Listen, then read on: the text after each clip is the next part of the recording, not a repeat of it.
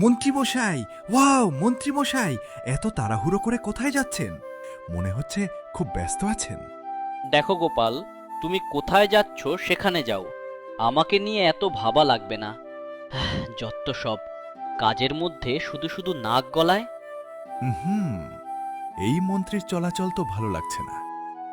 আচ্ছা, দেখা যাবে কত দূর যায় মন্ত্রী।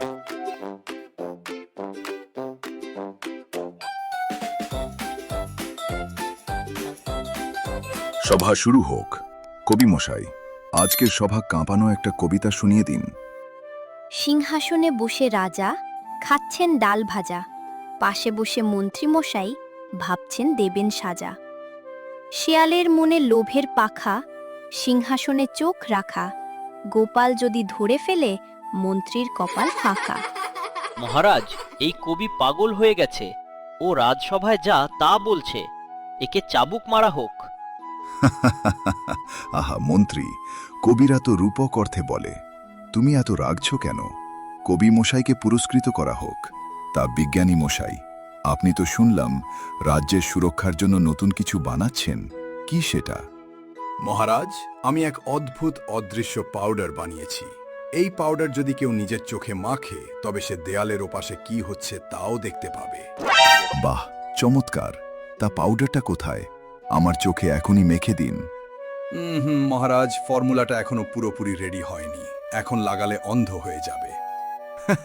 মহারাজ, বিজ্ঞানীর ফর্মুলা মাখলে চোর ধরার আগেই তো আপনি নিজে অন্ধ হয়ে যাবেন।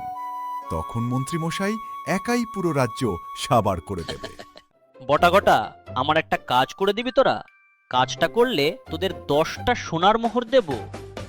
আমরা আর আপনার কাজ করব না মন্ত্রীমশাই। এর আগের বার 10টা মোহর দিতে চেয়ে 2টা কম দিয়েছেন। আরে রাগ করিস না, এবার 10টি মোহরেই দেব, আগে কাজটা করে দে। আয় কাছে এসে শুনে যা, দেয়ালেরও কান আছে।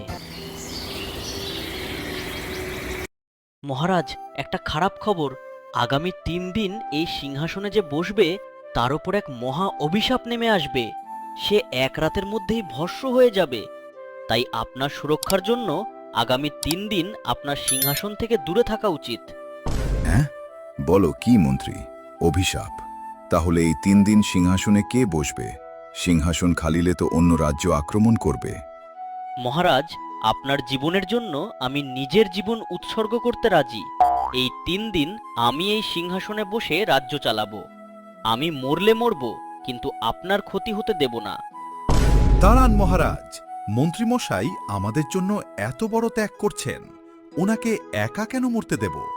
এই সিংহাসনে ওনার বসার কোনো দরকার নেই। কতদিন এই বোকা মহারাজের নিচে গোলামি করব? এবার এই সিংহাসন আমার চাই। কিন্তু এই গোপালকে তো সুবিধার মনে হচ্ছে না। মহারাজ, আমি বলি কি, আমাকে একটা দিন সময় দিন, আমি এর একটা সমাধান বের করার চেষ্টা করব। আচ্ছা আচ্ছা, ঠিক আছে গোপাল, তুমি এর একটা সমাধান বের করে আসবে আগামীকাল।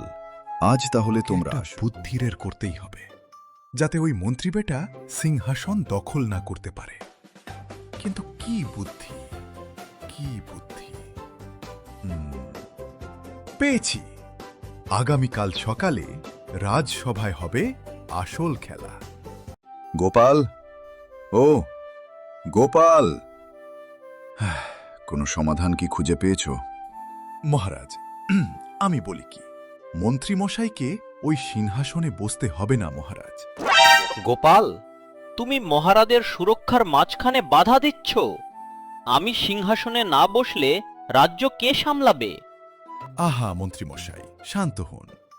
মহারাজ, জ্যোতিষী তো বলেছেন সিংহাসনে যে বসবে সে অভিশপ্ত হবে। সিংহাসন তো আর অভিশপ্ত নয়। তাই আমরা এই 3 দিন সিংহাসনের ওপর আপনার একটা বড় মাটির পুতুল বসিয়ে রাখব, আর আপনি নিচে মাটিতে সাধারণ আসনে বসে রাজ্য চালাবেন। এতে সিংহাসনও খালি থাকবে না, আর আমাদের প্রিয় মন্ত্রীমশাইকেও মরতে হবে না। সাবাস গোপাল, চমৎকার বুদ্ধি। পুতুল তো আর ভস্ম হবে না। মন্ত্রী, দেখলে তো গোপাল তোমাকে কত ভালোবাসে, তোমার জীবন বেঁচে গেল। দূর ছাই, এই মোটকু গোপাল আমার রাজা হওয়ার স্বপ্নে জল ঢেলে দিল। পুতুলের পাশে দাঁড়িয়ে আমাকে উজিরগিরি করতে হবে।